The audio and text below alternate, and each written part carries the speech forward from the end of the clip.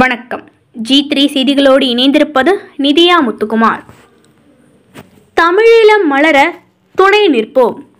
தஞ்சாவூர் முள்ளிவாய்க்கால் முற்றத்தில் நடைபெற்ற மாவீரர் நாளில் உறுதியேற்பு நிகழ்ச்சி நடைபெற்றது. இனி விரிவான செய்திகள். இலங்கையில் நடைபெற்ற தமிழீழத்திற்கான போரில் உயிர்நீத்த விடுதலை புலிகள் இயக்கத்தினர், எல்லைப்படை, துணை இராணுவ படை வீரர்கள், புரட்சிகர மாணவர்கள் மற்றும் விடுதலை போரில் துணை நின்று உயிர் நீத்தவர்களுக்கு கடந்த 1989ஆம் ஆண்டிலிருந்து விடுதலை புலிகள் சார்பில் மாவீரர் நாள் அறிவிக்கப்பட்டது. இந்த நாளில் தியாகத்திற்கான விடுதலை போரில் தன்னை அர்ப்பணித்துக் கொண்டு வீரம், தியாகங்கள், சித்திரவதைகளை எதிர்கொண்டு துணை நின்றவர்களின் நெஞ்சுறுதிகளை நினைவு கூறும் நாளாக மாவீரர் நாள் கடைபிடிக்கப்படுகிறது. தமிழ் ஈழத்திலும் தமிழ்நாட்டிலும் உலகம் முழுவதும் தமிழர்கள் வாழும் பகுதிகளிலும் நவம்பர் 27 மாவீரர் நாள் கடைபிடிக்கப்பட்டு வருகிறது. தஞ்சாவூர் முள்ளிவாய்க்கால் முற்றத்தில் நடைபெற்ற மாவீரர் நாள் நிகழ்ச்சிக்கு உலகத் தமிழர் பேரமைப்பின் துணை செயலாளர் நாமு தமிழ்மணி தலைமை வகித்தார். துணைத் தலைவர் அயனாபுரம் முருகேசன் வரவேற்புரை நிகழ்த்தினார். துணைத் தலைவர் ராமன், துணை செயலாளர்கள் வழக்குரைஞர் பானுமதி, பொறியாளர் கென்னடி ஆகியோர் உரையாற்றினர். நிர்வாக உலகத் தமிழர் பேரமைப்பின் தலைவர் பழ நெடுமாறன் மாவீரர் நாள் பற்றியும் இன்றைய அரசியல் சூழ்நிலை பற்றியும் சிறப்புரையாற்றினார். முள்ளிவாய்க்கால் இலக்கிய முற்றம் செயலாளர் பேராசிரியர் பாரி நிகழ்வினை தொகுத்து வழங்கினார். இந்நிகழ்விற்கு பிறகு மாவீரர் நினைவு நாள் சுடர் ஏற்றப்பட்டது. அனைவரும் மெழுகுவர்த்தி ஏந்தி தமிழ் ஈழ மாவீரர்களுக்கு அஞ்சலி செலுத்தினர். நிகழ்ச்சியின் நிறைவாக தமிழ் ஈழம் மலர துணை நிற்போம் என உறுதியேற்கப்பட்டது. தஞ்சை செய்தி தொடர்பாளர் துரை மதிவாணன். G3 செய்திகளுக்காக மாநில செய்தி பிரிவிலிருந்து மா மதிவதனன். ஐயா காசியானந்தன் அவர்களுடைய கவிதையில் சொல்ல வேண்டுமானால், செத்தவனுக்காக அழுதவன் நீ, அழுதவனுக்காக செத்தவர்கள் இவர்கள். இந்த போராளிகள் அழுதவர்களுக்காக சென்றவர்கள். இவர்கள் 40,000 பேர் இறந்ததாக ஒரு தோராயமான கணக்கு இருக்கிறது. 40,000 போராளிகளை இழந்திருக்கிறோம். 1.5 லட்சம் தமிழர்களை இழந்திருக்கிறோம். 2 லட்சத்திற்கு மேற்பட்ட வீடுகள் இடிக்கப்பட்டிருக்கிறது. 2 லட்சத்திற்கு மேற்பட்ட பனை மரங்கள் அழிக்கப்பட்டிருக்கின்றன. தமிழர்களுடைய நிலங்கள் சிங்களவர்களால் ஆக்கிரமிக்கப்பட்டு கொண்டிருக்கிறது. இன்னும் முழுமையாக ஆக்கிரமிக்க விட்டு விடுவோமோ என்ற பயமும் இருக்கிறது.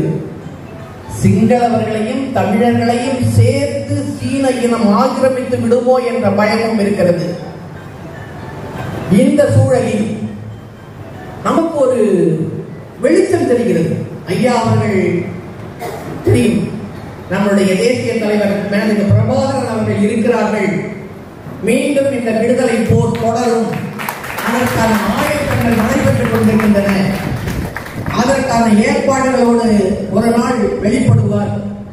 ஈழத்தை வென்றெடுப்போம் என்ற நமக்கு ஒரு வெளிச்ச கீர்த்தி நமக்கு தெரிகிறது. நாம் முள்ளிவாய்க்கால் முற்றத்தில் இந்த நினைவேந்தல்கள் நடத்தி கொண்டிருக்கும் பொழுது ஒரு புறத்தில் நாம் ஒவ்வொரு ஆண்டும் வருத்தத்தோடு மாவீரர்களுக்கான அந்த நினைவேந்தலை நடத்தி கொண்டிருக்கும் பொழுது, இந்த ஆண்டு ஐயா அவர்கள் மேதகு பிரபாகரன் வருவார்கள் என்று சொல்லிய பிறகு நடந்து கொண்டிருக்கின்ற இந்த நினைவேந்தல் நிகழ்வுகளில் ஒரு நம்பிக்கை நமக்கு தெரிகிறது. அந்த நம்பிக்கையின் வெளிப்பாடு இன்றைய தினத்தில் உலகம் முழுவதும் இருக்கக்கூடிய புலம்பெயர் தமிழர்கள், தமிழர்கள், தாயக தமிழர்கள் அனைவருமே நேற்றைய தினம் மேதகு பிரபாகரன் அவருடைய பிறந்த நாளையும் இன்றைய மாவீரர் பிறந்த நாளையும் வெகு விமர்சனையாக, எவ்வித அச்சமும் இன்றி பயமும் இன்றி வெளிப்படுத்தி கொண்டாடி கொண்டிருக்கிறார்கள். காரணம் என்ன? அனைத்து தமிழர்களும் உணர்ந்துள்ளார்கள், மேதகு பிரபாகரன் அவர்கள் இருக்கிறார்கள், வருவார்கள் என்று. அதனால்தான் இவ்வளவு மகிழ்ச்சியாக சில நிகழ்ச்சிகள் நடந்து கொண்டிருக்கின்றன. இன்றைக்கு ஊடகங்களில் நீங்க பாத்தீங்கன்னா, இந்த வாட்ஸ்அப், யூடியூப்ல எல்லாம் பாத்தீங்கன்னா 2 நாளும் முழுமையாக மேதகு பிரபாகரன் அவர்கள் தான் ஆக்கிரமித்துக் கொண்டிருக்கிறார். அவர்களுடைய நிகழ்ச்சி, அவர்களுடைய தன்மை, அவருடைய புகைப்படம், அவருடைய போராட்ட வரலாறு இவைகள் முழுமையாக ஆக்கிரமித்துக் கொண்டிருக்கின்றன. எனக்கு தெரிந்து உலகம் முழுமையும் இப்படி ஒரு கிட்டத்தட்ட 15 ஆண்டுகள் ஆன பிறகு ஒரு தலைவர் இல்லை என்று அறிவித்த பிறகு, இலங்கை அரசு அறிவித்தது இல்லை என்று, இறந்து விட்டார் என்று கூறினார்கள், நாங்கள் கொன்றுவிட்டோம் என்று கூறினார்கள். இந்த 15 ஆண்டுகளுக்கு பிறகு உலகம் முழுமையும் பல நாடுகளில் அவர் இருக்கிறார் என்று அவருடைய பிறந்த நாளையும் மீண்டும் இந்த மாவீரர் நாளையும் கொண்டாடி கொண்டிருக்கின்ற தமிழர்கள் உணர்வு என்பது மிக சிறப்பானது, மிகவும் உணர்ச்சிகரமானது.